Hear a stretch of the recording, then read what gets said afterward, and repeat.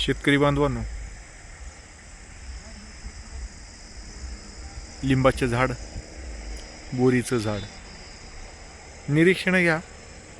इथं आत्ता आम्ही निरीक्षण घेतले तर या ठिकाणी आता हुमणी आळीच्या मिलनाचं जेव्हा हे दिसले तेव्हा ते जे काही किडे दिसायलेले आहेत तर हे हुमणी आळीचे भुंगेरे इथं आपल्याला प्रचंड मोठ्या प्रमाणामध्ये दिसायला सुरुवात झालेली आहे.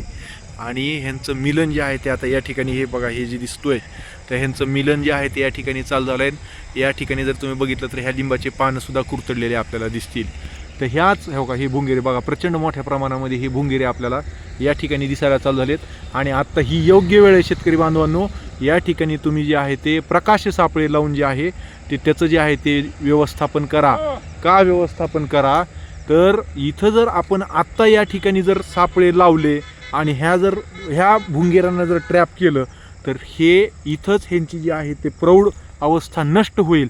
आणि हे नष्ट झालेले जे काही भुंगेरे आहेत ह्याच्यापासून जे मिलन होऊन जे काही पुढं हीच मादी आपल्या शेतात अंडी देणार आहे आणि आपल्या पुढच्या पिकाचं जे काही नुकसान होणार आहे तर हे आपल्याला आत्ताच टाळता येईल. कारण की ही अदृश्य कीड आहे. अदृश्य कीड ह्याच्यासाठी की ह्याच्यातून ह्या मादीनं दिलेले अंडे निघाले आणि त्याच्यातलं जी काही नंतर निघालेले पिल्ले आहेत तर ते आपल्या पिकाचं नुकसान करतात. त्याच्या हो का हे सगळे भुंगेरे जे आहेत ते हे आत्तापासून आपण ट्रॅप करणं जे आहे ते अत्यंत आवश्यक आहे. हो का बघा, हे भुंगेरे जे आहेत ते अशा पद्धतीने ह्या झाडावर जे आहे ते दिसत आहेत. तर शेतकरी बांधव पण आहेत इथं, सहाय्यक कृषी अधिकारी आदरणीय काकडे साहेब, त्याचप्रमाणे तट साहेब पण आहेत आणि आमचे तालुका कृषी अधिकारी पवार साहेब पण आहेत. तर काय शेतकरी बांधवांनो, तुम्हाला मागे जी काही लिंब दिसायला आहे तर काय उडालेलं दिसायले का तुम्हाला? किडे पाहिले तुम्ही? दिसायलेत ना भुंगेरे? तर ही योग्य वेळ आहे. आता किती वाजलेत तुमच्या मोबाईलमध्ये काढा मोबाईल आणि सांगा किती वाजलेत. 7:20 झालेले आहेत. तर शेतकरी बांधवांनो, हा अत्यंत महत्त्वाचा विषय आणखीन मी जवळून दाखवेन. आपण जर जवळ गेलं तर ह्याच्यावर आपल्याला हे भुंगेरे सुद्धा जे आहे ते त्या ठिकाणी जवळून सुद्धा पाहता येतील.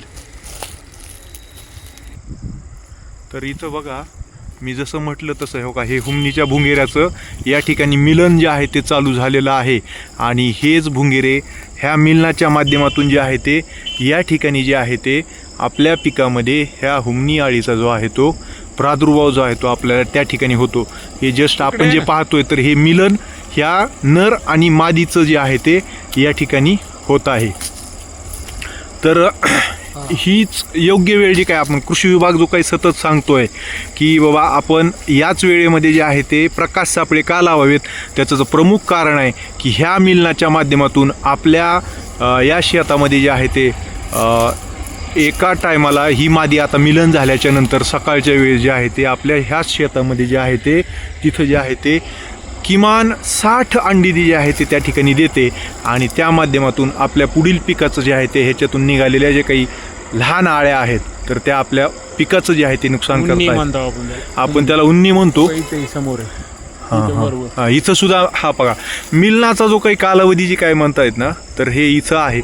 पाहू शकता आपण या ठिकाणी सुद्धा हे मिलन जे आहे ते. आणि बघा लिंबाचे पानं सुद्धा जे आहे ते आपल्याला या ठिकाणी कुरतडलेले जे आहे ते म्हणजे हे खात जे आहे ते ह्यांचं मिलन जे आहे ते या ठिकाणी होत आहे. आणि 1-2 नाही आहे तर मी जास्त हे करण्यापेक्षा शेतकरी बांधवांना विचारेल, तुम्ही सांगा आता दादा किती भरपूर आहेत का नाही? भरपूर आहेत प्रमाण दिसायले ह्या ठिकाणी. तर शेतकरी बांधवांनी एकतर एरंड सापळे लावा किंवा बकेट सापळे लावा किंवा प्रकाश सापळे लावून ही जी काही हे भुंगेरे आहेत तर ह्यांचं व्यवस्थापन तुम्ही तात्काळ जे आहे ते त्या ठिकाणी करण्याच्या उपाययोजना ज्या आहेत त्या आत्ताच करा.